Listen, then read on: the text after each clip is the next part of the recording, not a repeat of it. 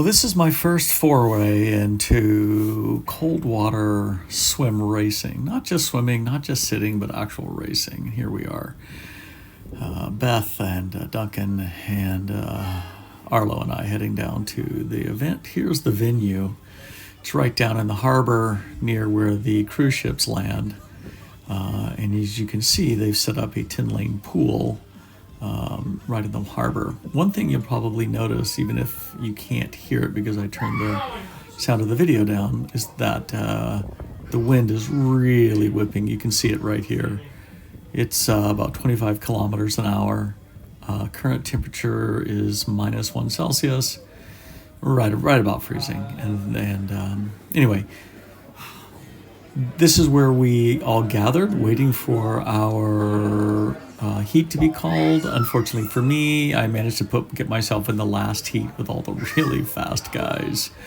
They all finished about 20 to 30 seconds faster than me. So then we went from there to a little staging trailer. And then once the previous race was done, then we all marched down, got introduced, all the while standing there, mostly freezing. Then we have to put our stuff in a bucket. They give us an order to take our clothes off. Now, as you can imagine, for me, I can't hear squat at this point. Not only do I have my hearing aids out, but I have silicone earplugs in.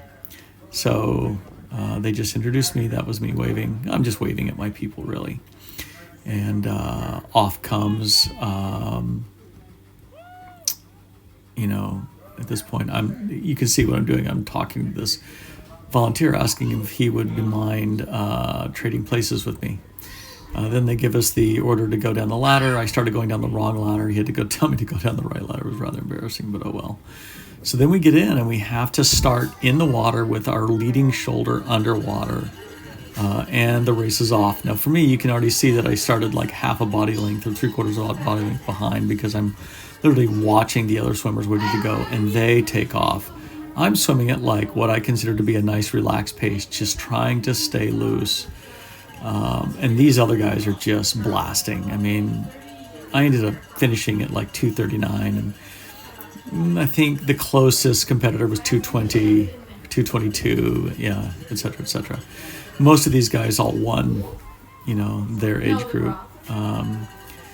So anyway, there I am swimming along, doing my own thing. You can see the backstroke flags just whipping. The funny thing about the backstroke flags is we had to, when we pushed off the wall, we had to come up before those flags, but the flags were anywhere from, 5 meters to 7 meters away, depending on which way the wind was blowing. And so here I am coming down to the 100-meter mark. The first 50 meters, honestly, it's sort of blacked out. I just don't remember any of it. And at this point, I'm just like trying to breathe, but it hurts. I mean, it really hurts.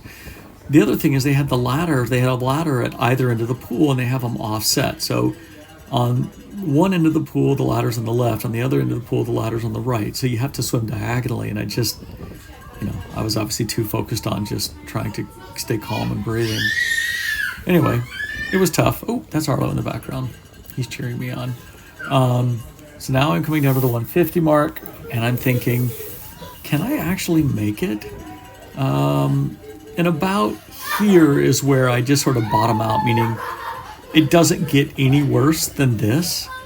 And now I can just really detach my mind from my body and just keep swimming. It seemed like the guy at the end of the pool was like saying something to me every time I got there, but obviously I couldn't hear him. So what he was probably saying is, dude, you're way behind, swim faster. Anyway, this was probably one of the hardest things I've done, because I realized my big concern is, you can see how slow my stroke turnover is. I'm actually stretching too far, and I could have shortened my stroke, increased the frequency of the stroke, and I think been more efficient, and as a result, faster with less effort. So anyway, but by God, I finished. I climbed out of the pool. And at that point, I am so cold. I can't get my coat on. I can't get my shoes on. I can't grab my stuff. I should have just brought my bag down, but I didn't know what to expect, so I didn't. So now I'm just trying to gather everything up and carry it all up to the changing area. One thing I missed in the changing area was the fact that they have a sauna that I could have gone in with 3 tiers. I could have brought all my stuff in, but here I am with my final words. How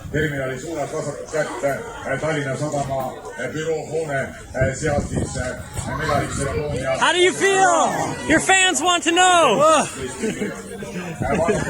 It was only the first 200 meters that were bad. Everything else was fine.